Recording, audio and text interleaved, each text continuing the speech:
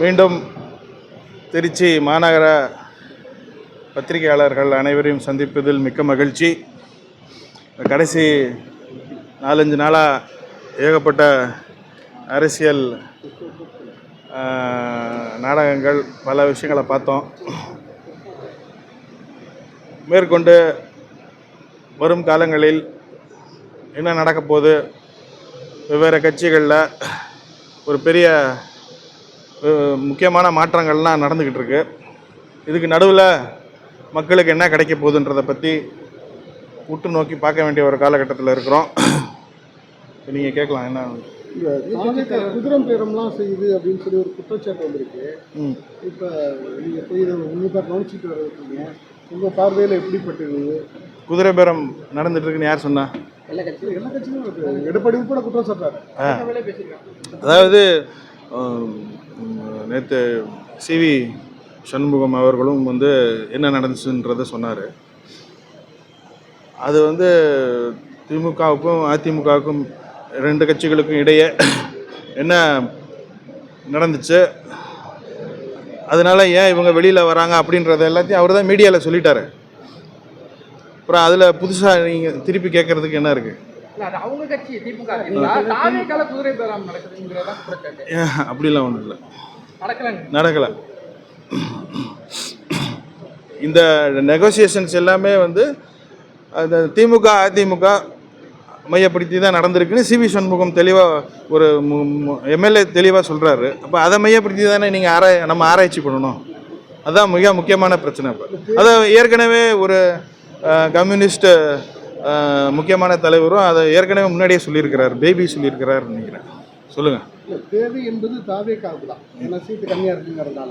அதனால் குற்றச்சாட்டு என்பது அவங்க மேலே தான் எல்லாருமே முன்வைக்கிறாங்க. தேவை பாருங்க, அதுக்கு முன்பதாக சிவி சண்முகம் சார் சொன்னதுலேருந்து என்ன தெளிவாக தெரியுது, ஆட்சி நம்ம ஏன் அமைக்கக்கூடாதுன்னு சொல்லி அங்கே ஒரு தேவை ஏற்பட்டிருக்குல்ல, அதில் தான் ஃபஸ்ட்டு ஸ்டார்ட் ஆகிருக்கு.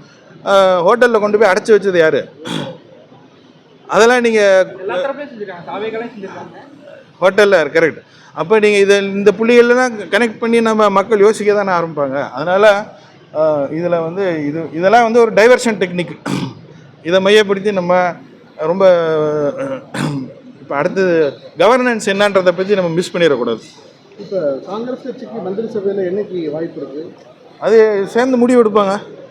இன்னும் ஒரு 2-3 நாட்கள். இந்த கேரளா இது இன்றைக்கி முடிஞ்சிடும்னு நினைக்கிறேன். அது முடிஞ்ச பிறகு தமிழகத்தை பற்றி என்னென்னு முடிவு எடுப்பாங்க. அங்கே கேரளாவில் யார் முதலமைச்சர் முடிவு பண்ணியாச்சா? இல்லை, இன்றைக்கி வந்துடும். இன்றைக்கி அனௌன்ஸ் பண்ணிடுவாங்க. அமைச்சரவை பொறுப்பேற்கிற முதல் நாளே காங்கிரஸுக்கு தரும் சொல்லப்பட்டுச்சு. அது முன்ன பின்ன இருக்கும், நெகோசியேஷன்ஸ் இருக்கும், கண்டிப்பாக இழுபறிகள்லாம் இருக்க தானே செய்யும்.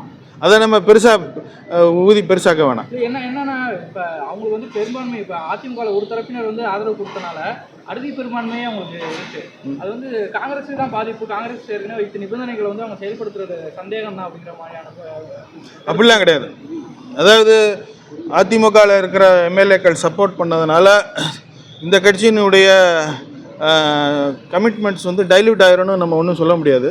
ஏன்னா அதிமுகவில் இருக்கிற முக்கியமான தலைவர்கள் திமுகவுக்குள்ளும் போய் மந்திரிகளெல்லாம் இருந்திருக்கிறாங்கல்ல. அதுக்காக திமுகவினுடைய அடிப்படை கொள்கை டைல்யூட் ஆயிடுச்சுன்னு சொல்ல முடியுமா? இது தனிப்பட்ட மனிதர்கள் எம்எல்ஏக்கள் இங்கிட்டும் அங்கிட்டும் மாறி மாறி போகிறதுன்றது இந்த மாதிரி ஒரு குழப்பமான சூழ்நிலையில் நடக்க தான் செய்யும். காரணம், இந்த தேர்தல் முடிவு வந்த பிறகு எல்லா கட்சிக்குமே ஒரு பெரிய வியப்பு, நிறையா விஷயங்களை புரியல. அதனால் அது இந்த 4 நாளில் என்ன நடக்குதுன்னு நம்ம பார்க்குறப்ப தெளிவாக தெரியுது. அதனால் எல்லா கட்சிகளுமே அடுத்தது என்ன பண்ணணும், எதை நோக்கி நகரணும், நம்மகிட்ட இருக்கிற கூட்டத்தை எப்படி தக்க வச்சுக்கணும், நம்மகிட்ட இருக்கிற ஓட்டு வங்கியை எப்படி தக்க வச்சுக்கணும் அப்படின்றத பற்றி ஒரு பெரிய ஒரு ஆராய்ச்சி பண்ணிக்கிட்டு இருக்காங்க, சிந்திச்சுக்கிட்டு இருக்காங்கன்னு வச்சுங்களேன். அதனால் இந்த நேரத்தில் நம்ம உடனே இதுக்கு ஒரு அரசியல் தெளிவு ஏற்பட்டுரும். இப்போ தண்ணி நல்லா கலங்கிருச்சு, இது செட்டில் ஆகிறதுக்கு இன்னும் கொஞ்சம் நாள் ஆகும். சனாதனம் ஒழிக அப்படின்னு சொல்லிட்டு எதிர்கட்சி தலைவர் பேசியிருக்காரு. அது உங்களுக்கு ஏற்புடையதா? சனாதனம் ஒழிகன்னா அவர் சொல்கிற கான்டெக்ஸ்ட் நம்ம புரிஞ்சுக்கணும். அவர் மதத்தை மட்டுமே மையப்படுத்தி சொல்லலை. ஜாதி வேறுபாடுகள், ஜாதியின் அடிப்படையில் ஏற்றத்தாழ்வுகள், ஜாதியின் அடிப்படையில் பல ஆண்டு காலம் இங்கே இருக்கக்கூடிய பிரச்சனைகளை மையப்படுத்தி தான் அவர் சனாதன ஒழிகன்னு அன்னையிலேருந்து சொல்லிகிட்டு இருக்காங்க. மற்ற மாநிலங்களில் இருக்கிறவங்க சனாதனம் அப்படின்றத எப்படி புரிஞ்சுக்கிறாங்களோ இல்லையோ, இங்கே வந்து சனாதனம் புரிஞ்சுக்கப்பட்ட விதம் வந்து இந்த ஜாதி கட்டமைப்பினால் ஏற்படக்கூடிய ஏற்றத்தாழ்வுகளை மையப்படுத்தி தான் நம்ம இங்கே பேசுகிறோம். அதிமுகவுடைய பிளவை எப்படி பார்க்குறீங்க? அது எதிர்பார்த்தது தான். அவங்க கட்சிக்குள்ளே ஏகப்பட்ட தலைமைக்கே ஏகப்பட்ட கேள்விக்குறி ஏற்கனவே இருந்துச்சு. இந்த தேர்தல் முடிவுகள் வந்த பிறகு அது அப்பட்டமாக வெளியில் வந்து தெரியுது. அந்த பிளவு யாருக்கு சாதகமாக இருக்கும்? அது போக போக தான் பார்க்கணும். வேற அதை நீங்கள் லேட்டாக வந்தீங்களா? அது முதலே பேசியாச்சு. குதிரை பேரம் முடிஞ்சிருச்சு. இதில் வந்து இப்போ இதில் நான் பார்த்தது என்னென்னா, இந்த லாஸ்ட்டு 2 டேஸில் ஒரு பக்கம் திரு விஜய் அவர்கள், இன்னொரு பக்கம் திரு உதயநிதி ஸ்டாலின் அவர்கள். இது வந்து இன்றைக்கி இருக்கிற இளைஞர் சமுதாயத்துக்கு ரொம்ப ஒரு முக்கியமான ஒரு சினிமா சீன் கூட வச்சுக்கோங்களேன். ஒரு ஒரு நல்ல வலுவான எதிர்கட்சியும் ஒரு நிலையான நல்லாட்சியும் கிடைக்கிறதுக்கு கூட இது வாய்ப்பு அளிக்கலாம். காரணம் நம்ம வந்து வெறும் இந்த அடித்தா 3 மாதம் என்ன நடக்கும், 4 மாதம் என்ன நடக்கும்ன்றது மட்டுமே யோசிக்காமல், ஒரு பக்கம் தாவேகா தலைமையிலையும் இன்னொரு பக்கம் திமுகவும் இருக்கிறதுன்றது ரெண்டு பக்கமே செக்யுலர் ஃபோர்ஸஸ் தான் இருக்காங்க. மத சார்பின்மையை மையப்படுத்தி இருக்கக்கூடிய கட்சிகள் தான் இருக்குது. இதில் பிஜேபி ஊடுருவதற்கு வாய்ப்பு இல்லைன்றது தான் இங்கே மிக முக்கியமான பாயிண்ட். அதை குறித்து தான் நாங்கள் நினச்சி இப்போ வரைக்கும் நாங்கள் சந்தோஷப்பட்டுக்கிறோம். ஏன்னா திருப்பி மீண்டும் தமிழகத்தில் எப்படி திராவிட கட்சிகளுக்கு இடையே போட்டி இருந்தாலும் அதில் வந்து மத சார்பின்மை முக்கியத்துவம் அதில் கிடைக்கலன்ற பாயிண்ட் தான் இப்போ திருப்பி எஸ்டாப்ளிஷ் ஆகிருக்கு. இது வந்து தமிழகத்திற்கு ஒரு மிக ஒரு நல்ல ஒரு பாயிண்ட். இப்போ தமிழ்நாட்டில் இந்தியா கூட்டணி இருக்கா? அந்த இந்தியா கூட்டணிக்கு யார் தலைமை?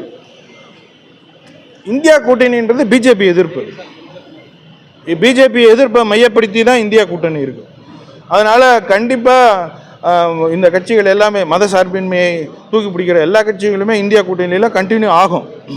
அதுக்கான இந்த தேர்தல் முடிவுகள் வந்த பிறகு ஒரு சில நெருடல்கள் ஏற்பட்டிருக்கு.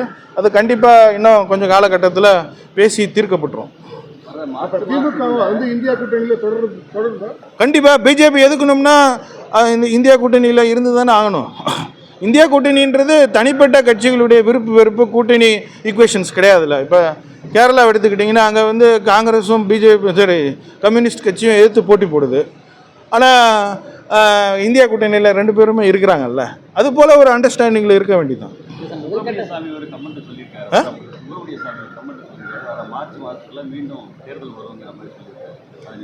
அவர் வந்து அமித்ஷாவை பற்றி ஏகப்பட்ட கமெண்ட் சொல்லிட்டு தான் இருக்கிறாரு. மோடியை பற்றி ஏகப்பட்ட கமெண்ட் சொல்லிட்டு தான் இருக்கிறாரு. அந்த கமெண்ட்டெல்லாம் ஏன் கேட்க மாட்டேங்கிறீங்க? அவர் மோடியை பற்றியும் அதை பற்றி எனக்கு இப்போ கமெண்ட் பண்ணுறதுக்கு ஒன்றும் இல்லை. திமுகவுடைய முதல்கட்ட தலைவர்கள் வந்து பார்த்தீங்கன்னா இது காங்கிரஸ் வந்து திமுக முதல்ல குத்திருச்சுன்னு சொல்லி கடுமையான விமர்சனம் இருக்கிறப்ப எப்படி அவங்க வந்து திமுக வந்து இந்தியா கூட்டணி? அதுதான் நான் சொல்லிட்டேன்ல. இங்கே வந்து நீங்கள் திமுக வெர்சஸ் காங்கிரஸ்ன்னு சொல்லி பார்க்கக்கூடாது. இங்கே பிஜேபி எதிர்ப்புன்ற ஒரே பாயிண்டில் தான் நம்ம எல்லாருமே இருக்கிறோம். புரிஞ்சுக்கிங்களா? அதுதான் இதில் இருக்கிற மையப்புள்ளி. அதனால் திருப்பி நீங்கள் அதை குத்தி கிளற பார்க்காதீங்க.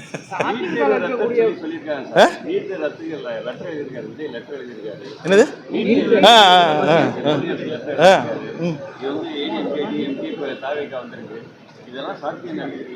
நீட் தேர்வை தான் இப்போ மத்திய அரசே ரத்து பண்ணிருச்சே. இப்போ இன்னைக்கு கேன்சல் பண்ணிட்டாங்களே. அது பண்ணிட்டாங்களா இல்லையா? அதனால இப்போ நீங்கள் நம்ம ரத்து பண்ண தேவையில்லை பாஸ். இல்லை பாஸ், விஜய் சொன்னதுனால இது நடந்துச்சுன்னு நினைக்கிறீங்க? இல்லை. அங்கேயே ஒரு நீட்டு தேர்வை உருப்படியாக நடத்த முடியாத ஆட்சி இந்த ஆட்சி, மோடியினுடைய அரசு. பட் கரெக்ட், லீக் எப்படி ஆச்சு? ஒரு மத்திய சர்க்காரால் விஸ்வகுரு, உலகத்துக்கே நாங்கள் ஒரு முன்மாதிரி அப்படின்னு சொல்லிக்கிட்டு இருக்கிற ஒரு பிரதமர் அது பேர் என்ன, நீட்டு தேர்வை கூட நடத்த முடியல. அதை கேட்குறதுக்கு நமக்கு வக்கில்லை. கரெக்டு தானே? அப்போ விஸ்வகுருன்னு சொல்லி நாங்கள் உலகத்துக்கே ஒரு முன்மாதிரின்னு சொல்லிகிட்டு இருக்கிற பிரதமர் ஏன் நீட் தேர்வு உருப்படியாக நடத்த முடியல? எப்படி லீக் ஆகலாம்? அதனால இது லீக் ஆயிடுச்சுன்னு நினைக்காதீங்க. இதுக்கு பின்னாடி வேற ஏதோ அரசியல் இருக்கு. சத்தமாக கேளுங்க. பண்டிட்டு ஏன் பயப்படுறீங்க? பண்டிட்டுன்னு ஒன்று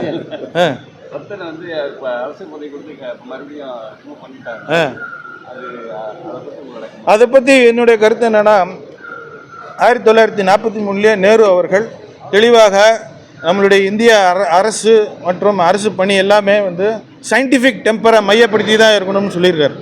விஞ்ஞானத்தை மையப்படுத்தி தான் நம்மளுடைய நாட்டை முன்னுக்கு எடுத்துகிட்டு போகணும்னு தெளிவாக சொல்லியிருக்கிறார். அப்பேற்பட்ட ஒரு பாரம்பரியம் மிக்க ஒரு அரசியல் அமைப்பு சாசனத்தை வச்சுக்கிட்டு இங்கே வந்து ஜோசியரை உள்ள சீனுக்குள்ளே கொண்டு வந்தது வந்து ரொம்ப ஒரு தவறான விஷயம்.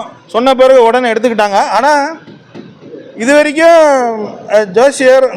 ஜோசியரெல்லாம் வந்து சீனுக்கு பின்னாடி இருந்தாங்க. மஞ்சள் கலரு, பச்சை கலரு, இது எல்லாமே சீனுக்கு பின்னாடி ஓடிட்டு இருந்துச்சு. இப்போ வந்து இவரை திரைக்கு முன்னால் கொண்டு வந்துட்டார். அதுதான் பிரச்சனை. அதனால் எல்லாரும் சேர்ந்து சாப்டரை க்ளோஸ் பண்ணிட்டாங்கன்னு வச்சுங்களேன். பட் அதை உடனே அவர் வாபஸ் வாங்கினது வந்து நல்ல ஆலோசனைகளுக்கு அவர் உள்வாங்கிக்கிறதுக்கு தயாராக இருக்கிறாரு. முதல்வர் வந்து தயாராக இருக்கிறார்ன்றது அருமையாக காமிக்குது. கண்டிப்பாக எதிர்கட்சி வந்து எதிர்க்குதுன்னு நினைக்காதீங்க. எதிர்கட்சி வந்து என்றைக்குமே நல்ல ஆலோசனைகள் கொடுக்குதுன்னு நினைங்களேன். ஜனநாயகத்தில் நீங்கள் வந்து எப்போவுமே ஹீரோ வில்லன் மாதிரியே சித்தரித்து பார்க்குறதுனால தான் நம்மளுடைய சட்டசபையில் எப்போ பார்த்தாலும் ஒன்று எதிர்கட்சியை திட்டுறதும் இல்லைன்னா நம்ம தலைவரை புகழ்கிறதுமே இருக்குது. இந்த வருங்காலங்களில் சட்டசபையில் ஆரோக்கியமான விவாதங்கள் இருக்கணும். அதுக்கான ஒரு வாய்ப்பு இருக்குன்னு நான் இந்த சட்டசபையில் எதிர்பார்க்குறேன். இப்போ நீங்கள் கூட்டணி பேர் அடிபடும், ஆளும் அடிபடுவோம், யாருக்கு தெரியும்? அதெல்லாம் நம்ம வந்து பெருசாக எடுத்துக்கூடாது. மந்திரி சபையில் இடம்பெற போறீங்க. இந்த தேர்தல் வாக்குறுதி இருக்குல்ல, வேலை இல்லாதவங்களுக்கு 4000, கண்டிப்பாக 2500 குடும்பத்தினருக்கு, இது மாதிரி விஷயங்கள்லாம் என்னைக்கு நடைமுறைக்கு வரப்போகுது? இப்போ இது சம்பந்தமாக இப்போ நீங்கள் ரொம்ப ரெலவெண்ட்டான இப்போ தான் ஆரோக்கியமான கேள்வி கேட்குறீங்க. மற்றதெல்லாம் கிசுகிசுப்புகள். பட் இப்போ தான் நீங்கள் வந்து முக்கியமான பாயிண்ட் கேட்குறீங்க. இந்த கூட்டணி வலுவாக செயல்படணும்னா, நல்ல ஆட்சி அமையணும்னா ஒரு கோஆர்டினேஷன் கமிட்டி ஒன்று போடணும். இந்த கூட்டணி கட்சிகளுக்கு எல்லாம் சேர்த்து ஒரு கோஆர்டினேஷன் கமிட்டி மாரி போட்டு 2 மாதத்துக்கோ 3 மாதத்துக்கோ ஒரு தடவை கூட்டணி அந்த கோஆர்டினேஷன் கமிட்டி தலைவர்களை உட்கார வச்சு என்ன பிரச்சனை ஏது இது போன ஆட்சியில் நடக்கலை. நான் சொல்கிற பாயிண்ட் புரியுதா? கூட்டணியில் ஆட்சியில் இருக்கிறாங்களோ இல்லையோ, அட்லீஸ்ட் கூட்டணி கட்சிகளுக்கு ஒரு கோஆர்டினேஷன் கமிட்டி இருக்கணும். அது இருந்துச்சுன்னா போன தடவை இவ்வளோ குழப்பங்கள் இருந்திருக்காது. தொழிலாளர்கள் போராட்டம், அதேமாரி துப்புரவு தொழிலாளர்கள் போராட்டம், இதெல்லாம் நம்ம வந்து கட்டுப்படுத்தியிருக்கலாம். காரணம் கூட்டணி கட்சிகள் அதற்காக தெளிவாக என்ன பேசணுமோ அதை பேசியிருப்பாங்க.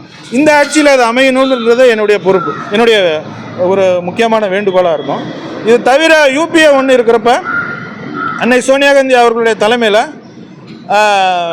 நேஷ்னல் அட்வைசரி கவுன்சில்னு ஒன்று போட்டாங்க. அதில் வந்து சிவில் சொசைட்டிஸு, என்ஜிஓஸு, பத்திரிகையாளர்கள் எல்லாத்தையும் அந்த கூட்டமைப்பில் வச்சுருந்தாங்க. உங்கள்கிட்ட இருந்து கருத்து கேட்டாங்க. ஸோ இந்த ஆட்சி நல்ல ஆட்சி, தீர்க்கமான ஒரு ஆட்சியை அமையணும்னா இந்த மாதிரி சில முக்கியமான முடிவுகளை முதல்வர் எடுத்தார்னா அவருக்கு நல்லது. இல்லைன்னா திருப்பி ஜோசியர்கிட்ட போய் மாட்டிக்குவார். கலைஞரப்ப இல்லை இந்த தடவை வாய்ப்பு கண்டிப்பாக வந்துடும். அந்த என்ன துறை யார் அமைச்சர்ன்றத முடிவு வந்து இன்னும் காங்கிரஸ் எடுக்கலை. அது தெரியல, 1-2 கிடைக்கும். அது வந்து கட்சி தான் முடிவு எடுக்கும்.